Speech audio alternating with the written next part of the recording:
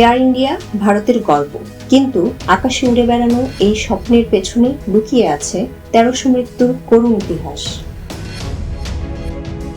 ১২ June ২০২৫ Ahmedabad থেকে লন্ডনগামী এয়ার-১৭১ Dreamliner উড্ডয়নের কয়েক minute পরই ভেঙে পড়ে মেঘানীনগরের আবাসিক এলাকায়।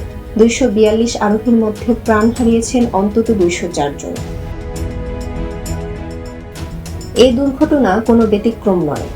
১৯৪৭ থেকে ২০২৫ এই সময়ে এয়ার ইন্ডিয়া ও এয়ার ইন্ডিয়া এক্সপ্রেসের অন্তত ১২টি বড় দুর্ঘটনায় প্রাণ গেছে ১৩০০ জনের বেশি।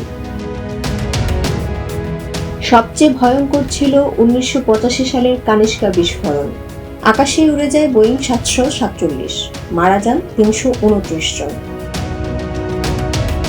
১৯৭৮ সালে আরব সাগরে পড়ে যায় আরেকটি ফ্লাইট, ২১৩ জনের মৃত্যু। ২০১০ ও ২০২০ সালে দুবার টেবিলটপ রানওয়ের কারণে ঘটে মারাত্মক দুর্ঘটনা। প্রথমটিতে মারা যান ১৫৮ জন, দ্বিতীয়টিতে ২১ জন। তবে এবারকার ড্রিমলাইনার দুর্ঘটনা যেন এয়ার ইন্ডিয়ার গর্বকে মাটি চাপা দিল চিরতরে।